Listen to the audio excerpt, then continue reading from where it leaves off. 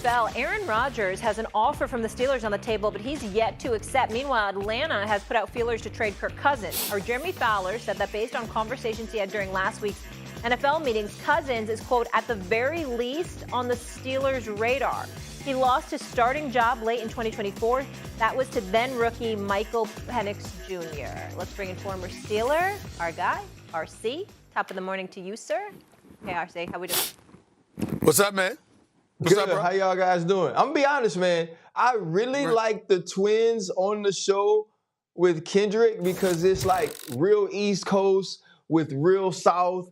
They all was tough guys. Nobody listens to Molly, so it's like everybody's Stephen A on the show. I was really enjoying just sitting back and watching this happen. But RC, really? Like, that's where you went? Nobody listens to Molly? Seriously. No, Thank I you. mean, Is that ringing endorsement? He did say that on national television. He did say that on national television. RC. He did say that. Stephen A was legitimately like asking, he had to ask Marcus, are you just going to ignore Molly? Because they were so fired up about the debate and the argument. I mean, I listened to you. I can't control everybody else. Basketball. I appreciate you. You did me a miss lot of one favors element. this morning. You did miss one element on first take. Not really asking. You know, that's the only thing you got wrong there. But it's okay. It's okay. It's okay. All right. S.A., I'm going to ask you something right now. Are you good with Cousins as a backup plan to Rodgers as a Steelers fan?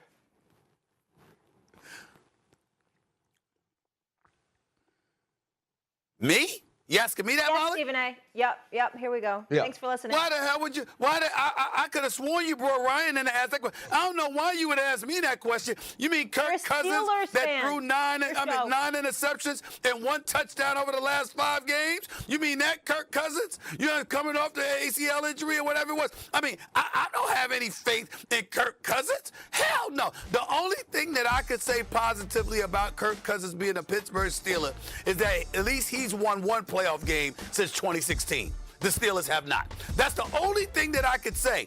But in terms of his level of production, compared to what we're seeing from other quarterbacks in this league, compared to the quarterbacks that we know exist in the AFC, from Mahomes to Burrow to Lamar Jackson to Josh Allen. Let's not forget C.J. Stroud. Let's not forget Justin Herbert. I mean, Tua Tagovailoa even. Everywhere you turn, it seems like everybody has a damn quarterback but the Pittsburgh Steelers. So that's the only good thing that I could say about it. There's nothing that excites me, that enamors me, that tickles me in any way about Kirk Cousins being a Pittsburgh Steeler. Nothing at all. Yeah, the drop-off of what this will say about the Pittsburgh Steelers is almost inexplicable.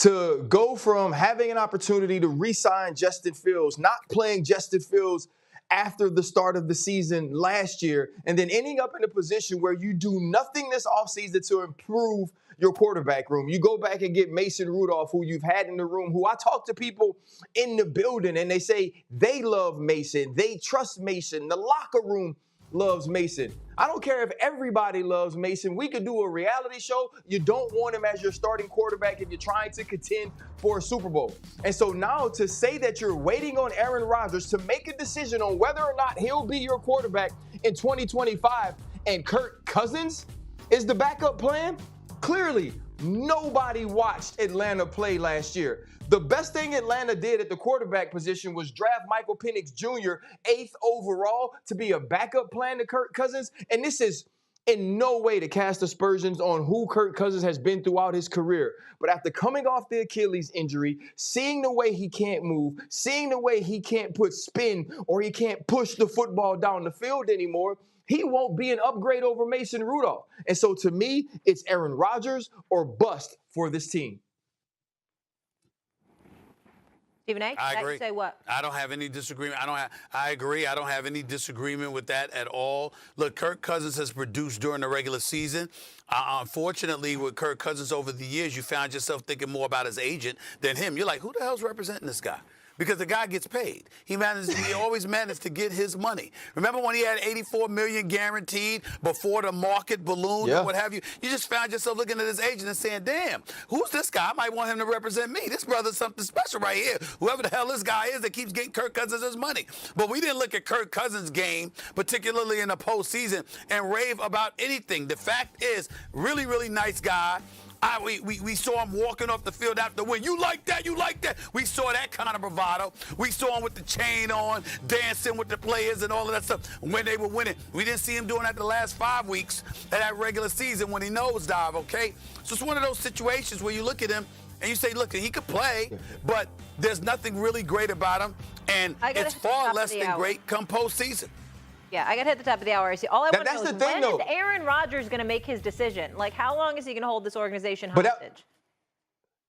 That's what I'm saying. Like, that's the point I want to get to, though, Molly. Doesn't it feel like we're talking about how far the mighty have fallen? Like, this is the Pittsburgh Steelers. Yeah. This is an organization that's only had 3 coaches over the last century.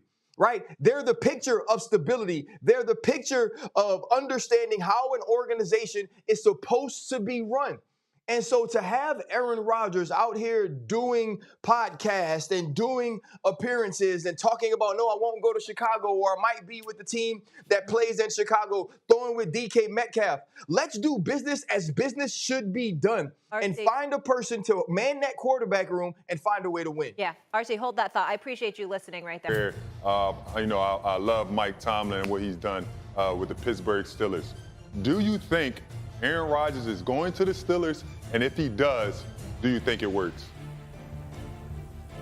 I do think that Aaron Rodgers is going to go play for the Steelers. I can't see Omar Khan, Art Rooney, and Mike Tomlin waiting this long or not making any moves to address the quarterback position if they haven't had some sort of indication that he will be there. And this is what I think. I watched him play down the stretch. Aaron Rodgers can still throw the football. Does Arthur Smith have enough around him to make this team a championship contender? Because if they're just 9-8, if they're just 10-7, and they're home in the first round of the playoffs again, it doesn't matter that Aaron Rodgers is there, because they're in the same position year after year, still looking for a franchise quarterback. Sharpe, give Marcus the date that we have our eye on in June. Steelers have a mandatory minicamp June 10th to June 12th. We are May 27th. So I would think that in the next 10 days, the chances are we'll hear something from Aaron Rodgers, because it's hard to imagine that he's going to sign with the Steelers this year and then skip the mandatory minicamp where he'd have a chance to work with his new teammates, his new coaches, new outfits. I think we hear something from Aaron Rodgers here in the next couple of weeks. Or that he doesn't sign by then, right? I mean, you're going to miss absolutely everything in the offseason. All right, the Win Man, one more. Win Man's got a football question. Go. Shefty, how do they give Myles Garrett in Cleveland the biggest contract in the history of defense and then have a 40-year-old or a middle-round rookie quarterback? Make it make sense. Well, they were going to do whatever it took to appease Myles Garrett and to make sure that he stayed there in Cleveland. Amazing how much his tone changed almost overnight, from going from a guy who wanted nothing to do with the Browns to becoming the highest paid defensive player in NFL history. And so they're going through their process. Let's keep in mind, the Browns are positioned next year to have 2 first-round picks in a draft that's going to be rich at quarterback. They may have hit this year on Dylan Gabriel or Shedeur Sanders. We don't know yet. But if they didn't, then they'll be set up next year to get another quarterback.